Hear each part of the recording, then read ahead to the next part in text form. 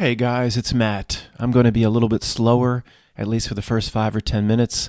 It feels like somebody poisoned my pudding. I don't know. I'll come back to life as I typically do, but who knows what's the matter with me this morning. Zara kept climbing up on top of my chest and my back at 2, 3, 4 in the morning. Stop. Usually she leaves me alone. She's pretty good. She knows she can climb on me, but you can't say a word, and she's good with that.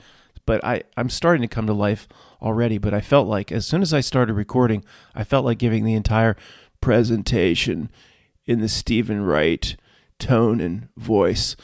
Guys, I don't know what this is going to be. Not quite midnight reality, not quite the old-fashioned radio show. I still feel a little bit foggy. I see that Barbie now has topped 1.2 billion in worldwide box office totals. And you want to talk about strange synchronicities? Just 2.5 minutes ago, I've been hearing it's crossed a billion, this horrible, wretched Barbie movie that just tries to bring down men. I went to, what is it called here, Box Office Mojo, 2 minutes ago, right before I started recording to check the current numbers. This is the current international number to total over 1.2 billion worldwide. The international number, as it's listed here, is 660,600,000. 66,600,000 with no other numbers but the 3 sixes and the zeros. Now, I'm sure in their sick ways or whatever their little funny little messes they're trying to put out with that, they'll probably lock in that international number for a day or two. I'll show you a screenshot. You probably don't believe me. I mean, it's unbelievable. But they'll leave it there as long as they can. But there are actually a few dumb people in theaters overseas still going to see this horrible, wretched movie. So the number has to move. They can't lock it in there forever, one would think, but they've pulled off weirder things. Hundreds of millions of families were tricked to take their little girls to see the Barbie movie, probably bringing them into the theater 4, 5, 6, 7, 8 years old. The cement hasn't hardened on their attitudes towards society, culture, roles, men, that, let's go see what the big screen depicts Barbie, and it's Barbie Land. It's going to be just fun and just an old-time visit to the movies, a few laughs, some $400 popcorn, and then they'll show you and just the movie subtly will say, little girls coming into the theater, this is the horrible, low creature you need to protect yourself from. This is a man. It's a low thing. Don't ever trust it. Look what the Kens are trying to do to your hero, Barbie. And all those little girls walk out of the theater 100 times more screwed up than they were before they came into the theater. Related to this topic, Paul has done another comic for us of Norm, the bathroom rebel, Norm the normie, always as the running theme depicted in his bathroom. I don't know if he ever leaves here. It's about Barbenheimer. Barbie? But Janice, you agreed on Oppenheimer. Well, let's see both movies back to back. Will you wear the green outfit that I got you? Let me guess, you're wearing that magenta dress? How'd you know that? Then he thinks, Matt, you conspiracy son of a beach. He's related the emerald green and the magenta presentation to the Barbenheimer, which of course there is some relation. And in looking at this closely, Paul, I mean, look at Norm. He's balder than me, trying to grow out that little rat's tail to cover his bald spot. Look at Janice. How'd he get that wife, Paul? Is that his daughter breaking into the bathroom? I mean, is it wrong that as the narrator of this presentation, this video, I'm actually, oh my goodness, getting slightly attracted? I blew it up on my screen. I never looked at it in such detail before. In the Mac, I'm like, oh my, this is pretty damn hot. Oh boy, I better move on to the next.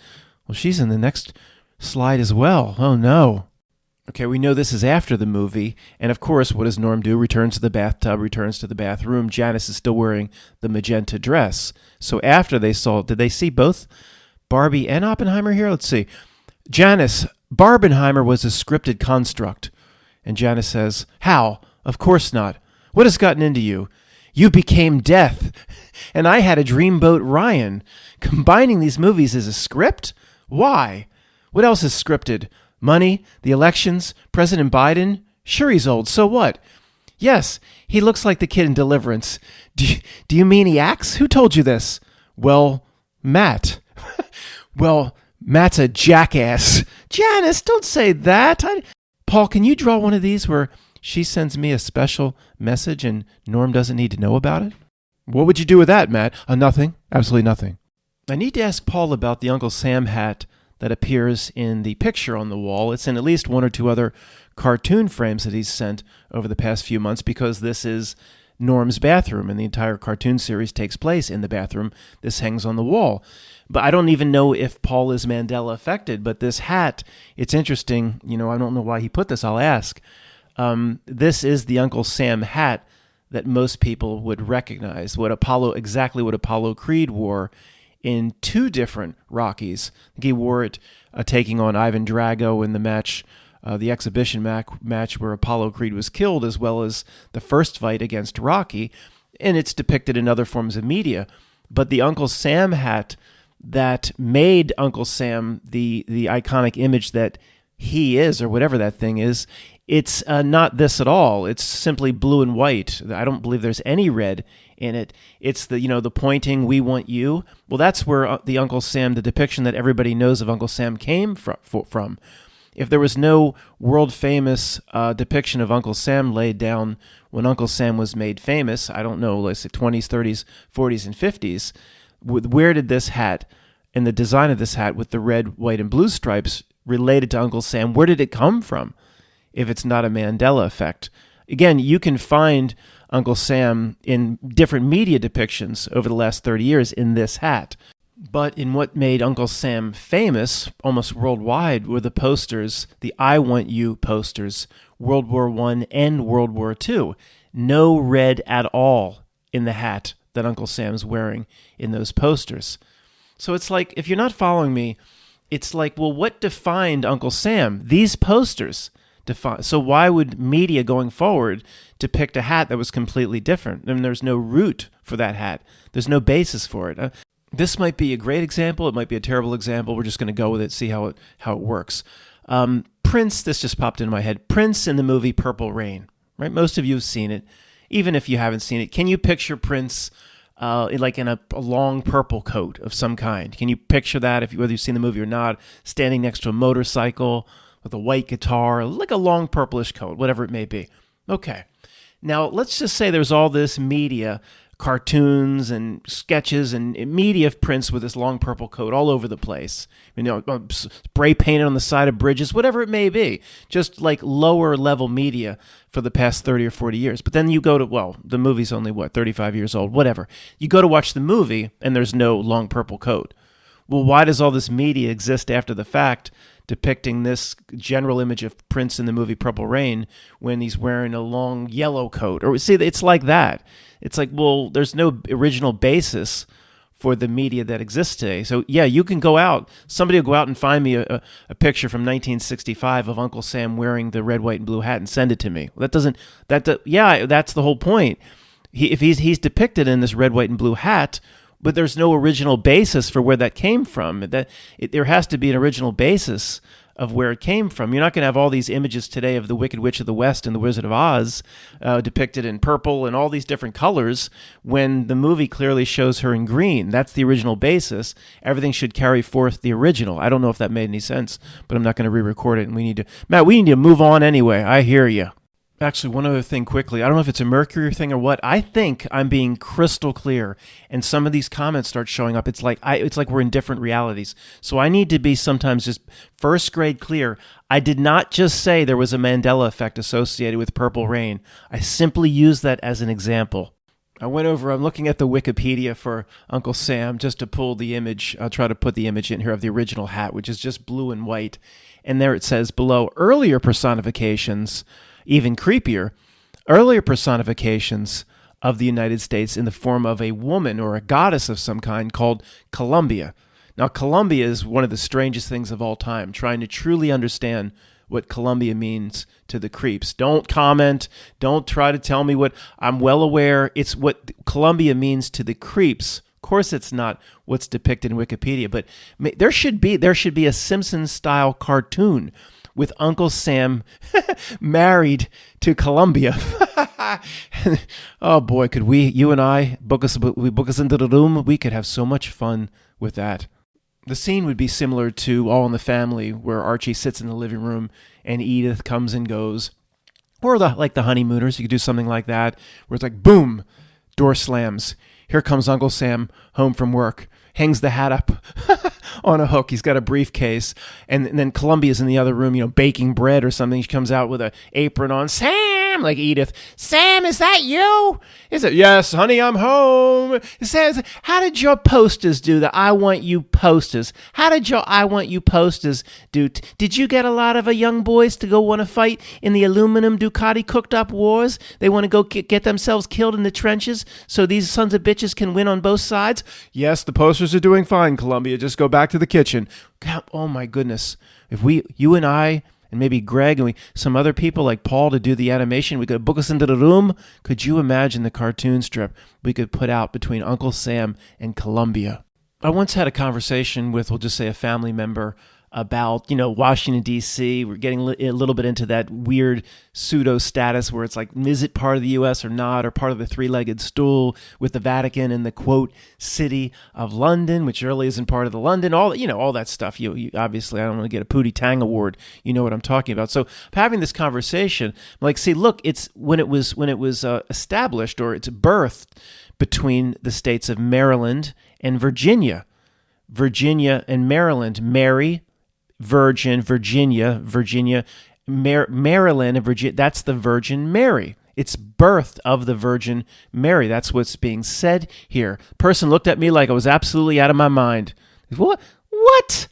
It couldn't get any of it. I said, you don't see that at all? Maryland and Virginia. Okay, let's just start birth of the Virgin. What are you talking about, Matt? The founding fathers were entirely Protestant, and that's what they want you to believe. But okay, let's just go back. Here's the way the conversation went. Let's go to the basics. Okay, Virginia. Is there any root, do you think, to virgin? Person couldn't see it. Well, I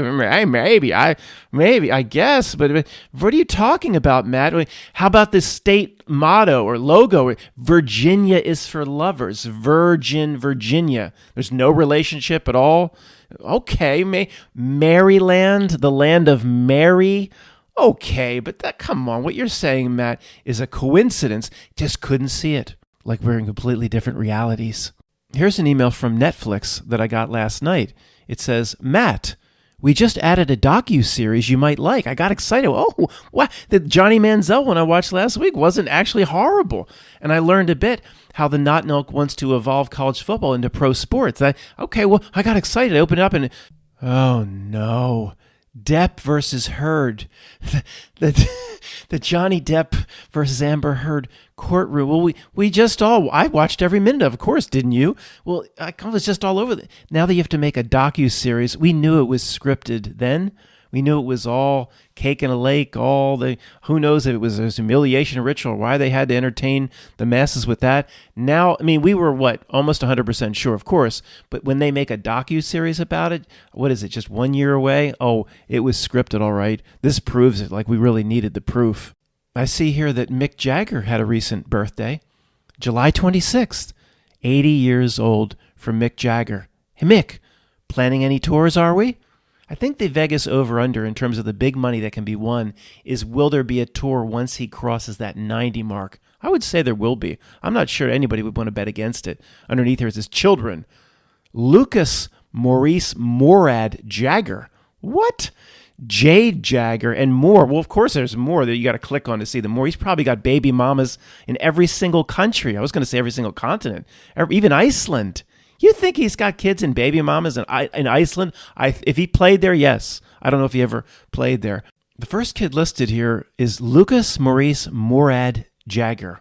Mick, what the hell? What kind of drugs were you on when you named your first son? You should be ashamed of yourself. Before we move on, though, underneath here, Keith Richards, 79 years old. Folks, if you're a little bit older like I am, they called him Walking Death in the late 70s. It may have been early 80s, mid 80s at the latest, Walking Death, and he's still going. And when you suggest or say that, quote, they have medical technologies or an understanding about the human body that they don't share with the proletariat or the great unwashed? You're just a conspiracy person. Oh yeah, it makes sense. Not only did none of them ever pass, they all go into the 90s or whatever. You have a guy in 1978 called Walking Death. It's 2023. It's not like he's sitting in an iron lung somewhere. He's on tour. He's out there with Mick Jagger. I guarantee they've had a tour in the last year and a half. They always do. They always have to. That's how they serve it. Bob Dylan said the chief commander, I guess. Maybe Matt, it's not a medical technology. He just literally steps into the pentagram and somebody, whips up something. Who knows what it is? But I assure you, it's not just vitamin C pills or whatever they give us. So for years, this little group of haters, I'm sure, just waiting to serenade Mick outside of his hospital room, like just to make a joke, like, time is on my side. Hey, is time on your side? Guess what? He's been right. Time's always on his side because the deals he's done with Azazel and Beelzebub and all these Dukes of Hell or whatever. Who knows? Time is on his side. If you've been waiting to serenade him with that as a joke or whatever, you'll be waiting a long time. I've never been to any Rolling Stones concert, let alone one recently, but you would think any concert in the last 10 years, like as a joke, would have to start with that time is on my side. They'd have to start the set with that as like a joke. They'd have to. The second song should probably be the song about the devil. Please allow me to introduce myself.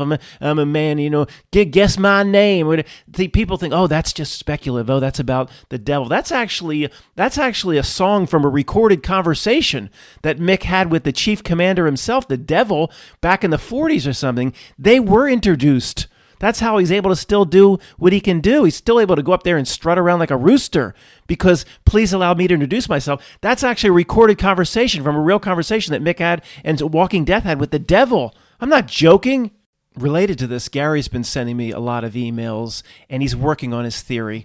But it's interesting the way he's taking it. Is a merger of the past with the present, some sort of time manipulation, a merger with the past in some way with the present under the guise of nostalgia. And of course, related to Stalled Century, but he's taking it a little bit in a different way than the classic Stalled Century. My explanation of Stalled Century is probably better than our friends and family collectively are going to do in understanding what's going to happen. But it is fifth grade. There is another level to it. That we don't understand Stalled Century, and Gary's working on it. I mean, I don't know what's going to come out of it, but it's just like the way he put it. It's some sort of weird time manipulation. Under the wolf in sheep's clothing is the nostalgia. Every summer, I haven't listened to the radio this summer, but every summer I usually listen to the radio one time, where I'll pull out the old radio, I'm painting something, or I'm filling holes or woodpecker holes in wood or whatever it may be. I'll put the old radio on, 93.3 WMMR, I think still exists. And the one time I can catch up on all the old acts touring around. Last summer, it was Bryan Adams coming around again. Then you hear something about ABBA or Heart or whatever it may be. It's kind of a general rule. If anybody listening to the words coming out of my mouth, if you're an artist that was really big in the 60s, 70s, or early 80s, if you're still alive, you're still touring. It's pretty much the way it is. If you're still alive, Elton John, you're still touring. It's almost one of the principles of Stalled Century is you sense they can't get out of it.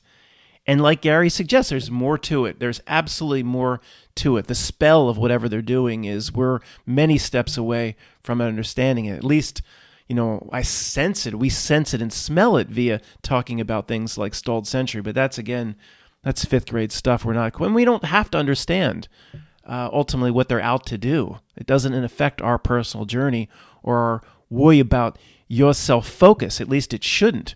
So far, the worst one I've ever heard about, if anybody wants to try to one-up me and send me another one, somebody in their 90s, I'd like to know about it. But it was Paul Anka, I believe, and I just found this out about 6 months ago. I don't know, what is he, like 82 or 83? Paul Anka touring around the Far East in Singapore, singing his songs from the 70s. Your best friend would come along and say, or my friend Tony would say, Matt, why does it always have to be a conspiracy? If you were one of these old artists and you knew you could still make money, knowing how bad music is today, Matt, if you're not a hip-hop fan, whatever that is, you would be touring too. They love the admiration and the limelight. It's a drug, Matt, that's hard to put aside. And what about the few $1 million that even the minor bands probably make a year, Matt? Anyone can understand why they do it. It doesn't have to be a conspiracy all the time, does it, Matt? Yeah, I kind of see your point, and I feel very ashamed for thinking that way. I guess all of these artists were all taken by the record companies.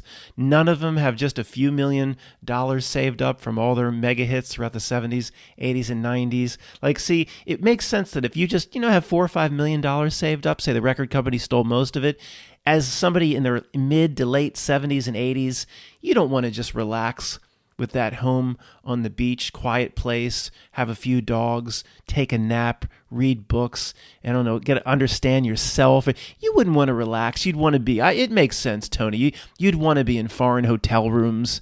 And it's important to make that money up as you push into your late 80s and 90s. It's important to make more and more money. Well, why would you, aren't you not going to need it in a few years? You see, it doesn't make any sense. Some would want to still tour addicted to the adrenaline rush of the crowd. But when you get into, trust anybody 30, 45 years old, when you get into I don't want to act like an old man, all right? But there's a difference. I take more naps. You get tired a little bit more. I can't imagine what it'll be in the 60s and 70s. No, I'm still going to be digging holes and planting flowers and but you just get a little tired. You work out hard with weights. You need 3-4 days to recover before you work out again. You just want some relaxation. You wouldn't be out in foreign hotel rooms in foreign countries when you shouldn't even need the money. Sure, if Paul Anka is the MC Hammer of his generation and he just blew through all his money and he got underwater, and maybe some of them may have debts and they may need to keep making money, but would that be the case with most of them? Or maybe this principle of stalled century has merit. Sure, a few could be completely addicted to the adrenaline of the fame and the crowds and they can't give that up, but would that be the case with all of them? They're like all touring at some point over the last 5 to 8 years, dude. So at 70 years old, they're going to really love the 12 to 14-hour flights and changing planes, and you get into the hotel room, you're not just going to tear up the hotel rooms like you were at 25 years old, right? Smash the guitar through the wall, have giant parties, have the hookers and whores brought in. If you're like 70-something, you want to just go to bed after the 14-hour flight. You're not tearing up the hotel room. Then you peel back the covers and it's just bed bugs everywhere. You're like, get the maitre d' on the phone. I can't sleep up here. There's banging across the hall. There's banging across the hall. You'd want to just sleep. Foreign hotel room. Oh, it makes sense. They all want to do this, yeah. So whether Gary's theories play out in the future or we have a little bit different understanding of what we already noticed, this concept of stalled century, we know there's something weird going on here.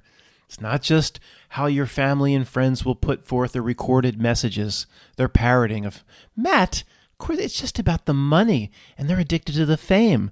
Don't you know that? They can only run their recorded messages. We might be wrong, but we'll be closer to the truth than they would ever be. And of course, and we bring in the terms deal with the devil. Well, I don't think that's literal, but you might. I don't. But that's a decent way to describe it. It's a decent way to describe something we don't understand. We do get a sense that all these old geriatric acts across the board don't want to be out there touring. But there is another possibility related to they do want to be out there touring. And the only way that's possible is we get into what we've talked about or pondered many times, that they're not the same incarnation that you are. Maybe they're in a very similar body, but the engine behind it, the spiritual engine, is different. Maybe a local, as Tony would say, a soul that's spawned locally from the Earth Mother or whatever powers the NPC or the organic portal may, when it comes to artists and entertainers, because the Earth Egregore needs it in some way, or the Not Milk does it empowers the spiritual soul aspects of these entertainers because their batteries are plugged in locally. Their Tesla wires and plugins are local, where we maybe get more tired because our energy source is far from here. That doesn't mean we're the lesser being. Of course, I don't think we're just saying this. We are the far greater being than the NPC, but it is possible. Maybe they don't mind 12-hour flights and endless bedbug tours. Maybe because they're just a different incarnation. That doesn't make all the strangeness go away. That makes it even more weird. But whatever, that at least is a way to explain it. Or Matt, the Earth Egregore can empower if it needs these acts out so the egregores can draw its energy, it can empower those types of organic portals that plug in here. Their soul is local or spawned locally of this place. And it can empower them to not care about 14-hour flights or not care about foreign bedbug hotel rooms. That's possible, all right? That doesn't make it all better and make it that's even weirder than the other scenario. So either way, as usual, pretty much the best case, if you're acting like a normal person, and you'd think if you had the $1 million in the bank, you'd probably want to just sit on a quiet lake somewhere and reflect. And that's normal. If you get tired and you take naps, if you're one of those people, I think that's the most positive thing of all time. If you feel as you push into your 70s that you'd want to be out on the road and you'd want to be on flights and in bedbug hotel, I doubt there's many people listening to this that are one of those, but you could be a locally spawned organic portal. And that's not very good, I don't think. The movie Benjamin Button popped into my mind as I was talking about that last segment. So I went back and listened to that last segment in light of the movie Benjamin Button. Now, I've seen it 3 times. There's some weird truth in it. I've never been able to pull out what I think it is. But I'm getting closer. Still don't know what it is, but it's related to that last segment, what I talked about. And particularly the scene where, okay, if you haven't seen it, Brad Pitt ages backwards. He's born in some way they don't really understand, but the movie is pretty darn good. It's basically, it steals a lot of concepts from Forrest Gump. It's kind of like Forrest Gump Part 2, but in many ways similar, in many ways different. So every time I see it, there's something here. There's something here about time, or there's some sort of truth, and I never really tried to think seriously hard about it until I went back and listened to the last segment. So first off, you have the title itself, The Curious Case of Benjamin Button. The CC, I'm tired of 33, it could be. We know that's how they do business, of Benjamin Button. 22.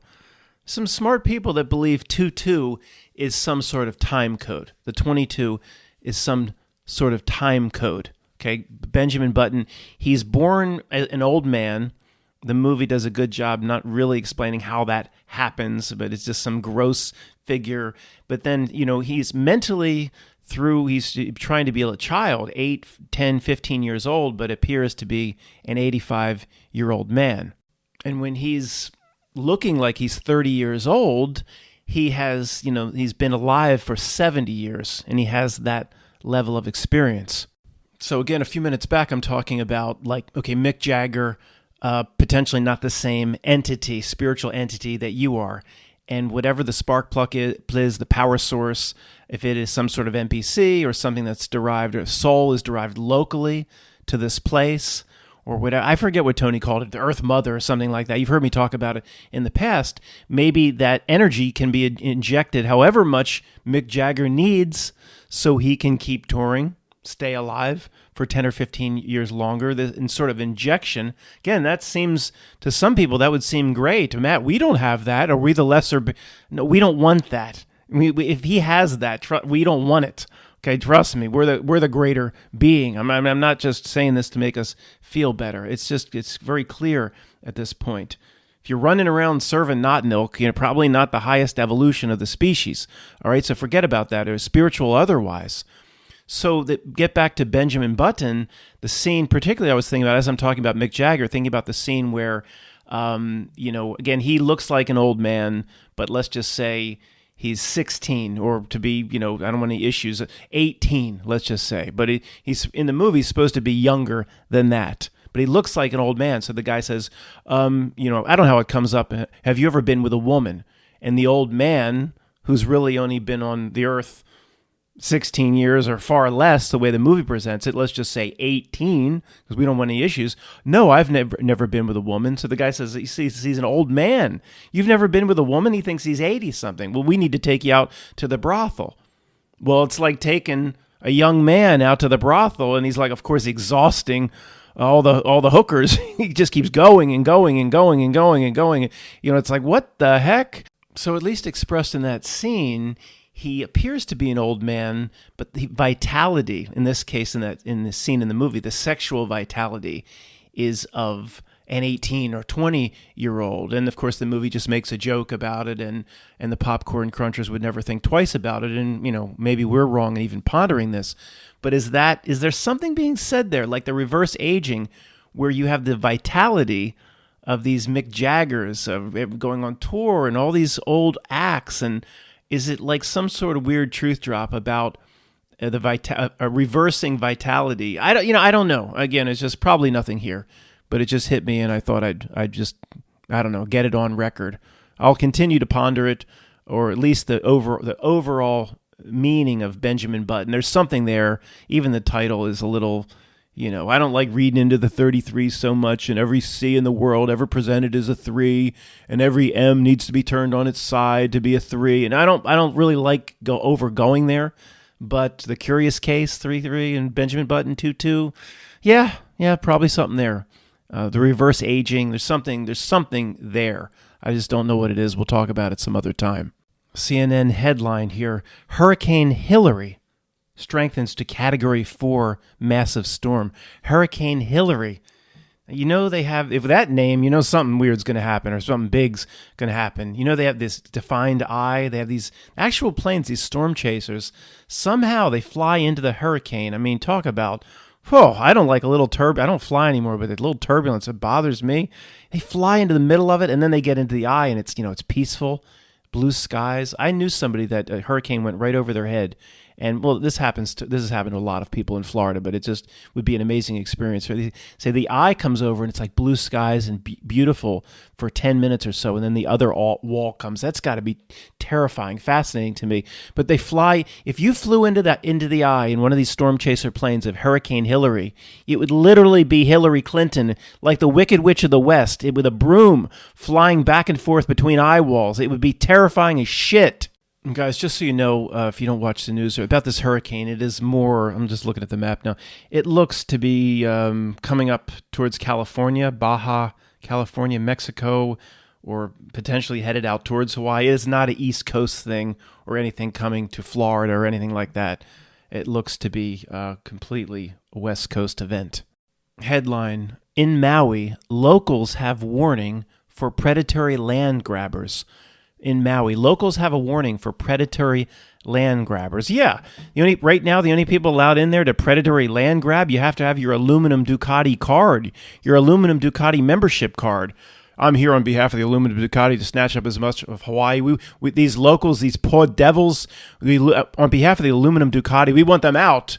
We want this place for ourselves someday. We want these locals, these poor devils, out.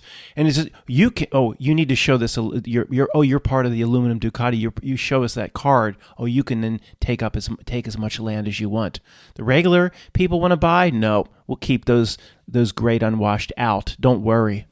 I'll read this paragraph. For many locals and native Hawaiians, the proactive warnings and outrage over the threat of losing their land is deeply rooted in their history, dating all the way back to 1893, when American-backed insurrectionists overthrew Queen, I apologize for pronouncing this incorrectly, Queen Liliuokalani. I don't know, sorry, it's very difficult. American-backed insurrectionists overthrew the Hawaiian native queen and seized the land of the Kingdom of Hawaii. Well, we knew this. I mean, what else is new, right? The good government acts again. American and Europe. Can I say that? Can I? Is that violate freedom of speech? American and European financiers, sugarcane plantation owners, and descendants of missionaries then put in place a provisional government. We've never seen that happen anywhere in the world, and eventually transferred the royal land to the Corporation of the United States. Sounds like another Little George meeting, but this one going back to the early 1890s, and Little George in the form of a different animal. There's this group of islands out there where these people are doing their own thing, and they're proceeding without us, and they're not waging any more war, and they're trying to better themselves and hold on to ancient cultures, history, tradition, and knowledge. And Little George stepped up to the floating Baphomet and said, we can't have that.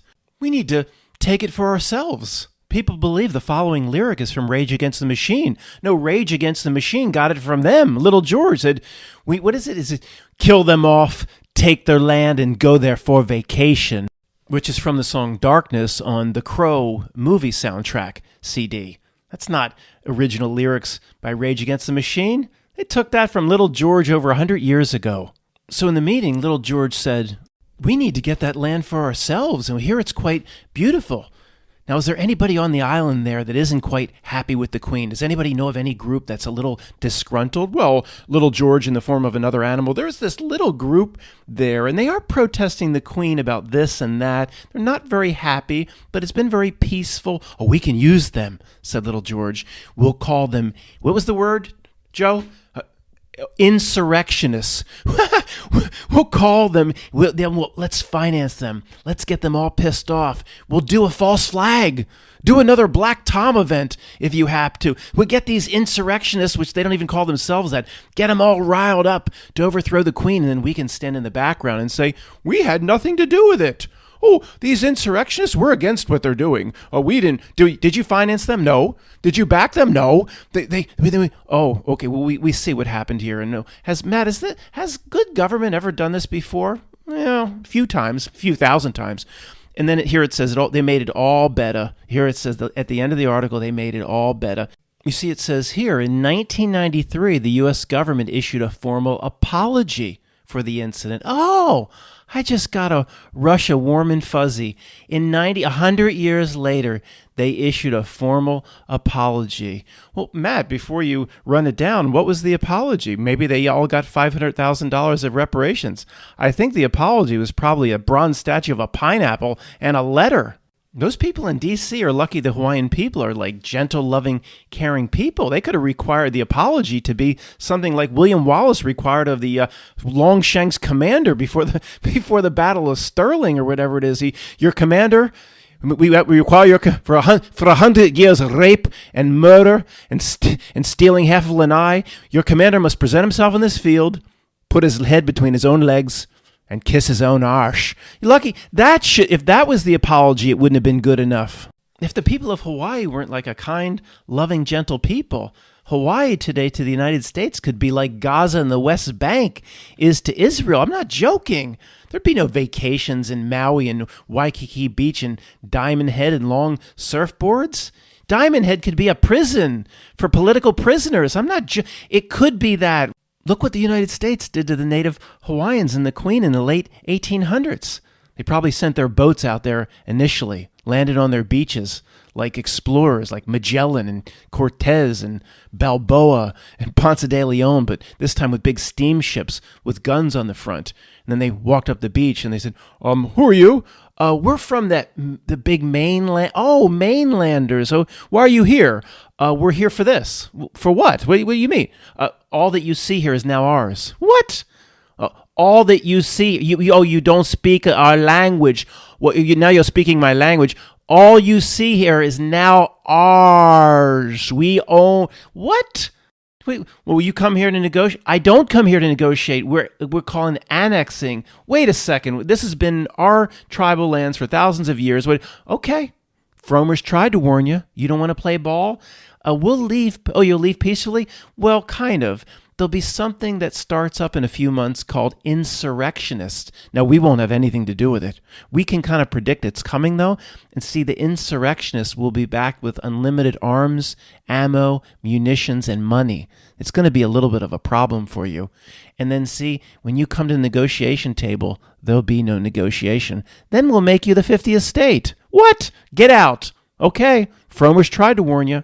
You know those T-shirts where all I got was this T-shirt? Wasn't there like a Monica Lewinsky version of a relationship with the President of the United States, and all I got was this T-shirt, like two big stains on it? There's some Native Hawaiians that have actually direct blood lineage to the Queen that still wear these T-shirts in private council. It says, tried to live by ourselves peacefully for 1,000 years, was completely annexed and taken over by the United States behind a false insurrection, and all I got was this T-shirt and a gigantic statue of a bronze pineapple. Final headline related to this topic. Spam, meat in a can, donates 5 truckloads of beloved canned meat in response to Maui fire. Matt, this is a joke. It's a joke, but it's funnier because it's real. I'm not joking. This CNN.com. This is not a joke. It has to be. It's not. Spam donates 5 truckloads of beloved canned meat in response to Maui. I can't even read, I'm so giddy. Maui, the makers of Spam, I just have to start reading quickly, so I stop it. The makers of Spam, saying that their special relationship with the Hawaiian community spans decades, have donated over 264,000 cans to aid the disaster relief efforts on Maui, the company said in a press release. 3 truckloads of Spam products are on their way to the impacted areas, with 2 more trucks following. Hormel Foods, the company that owns Spam, said, in all, the Spam brand has donated cash and product with a retail value of more than $1 million to directly help those impacted by the wildfires. The company said it has partnered with nonprofit group Convoy of Hope to get the cans to where they're needed most. I'm glad they didn't come in with helicopters and drop the heavy cans on people's heads. Now, I know for a fact there are many subscribers that live in Hawaii, and I don't want to be disrespectful. You know what I think about what happened and the stink of it all, of course. It's just the Not moving on to a different place to do something, basically to run the same sort of playbook in a little bit different way. But what am I supposed to? I feel for these people. I really do. Okay, I don't want to ever come across that I don't. But I mean, look, we live in this reality. My job is to laugh at it because a lot of people are struggling. We sit here and cry over it. And yes, we feel for these people. That goes without saying. Would it do anybody any good if this was a half-hour presentation just shedding a tear and crying over it? That's just not my role. It doesn't mean I don't, one more time, it doesn't mean I don't feel for them. But we're stuck in the middle of this reality. No matter how bad or weird it gets, we better find a way to laugh at it. If my home was taken and I lived in Lanai, would I be laughing? No, okay? You understand, okay? We're doing the best we can here. We feel for these people. And of course, it's a mockery where I guess at CNN, one article talks about just a few articles up about how through the insurrection and what governments did to these natives and the Queen in the late 1890s. And then just a few clicks away is article about the rescue from Spam. Okay, is it a mockery, an intentional mockery, where one article talks about a apology letter and a reparation of some kind, and then the reparation, couple links away, says here your reparation and here's your spam, here's your spam. We have to laugh at it or we'd go insane. I'm sorry. Thanks for listening.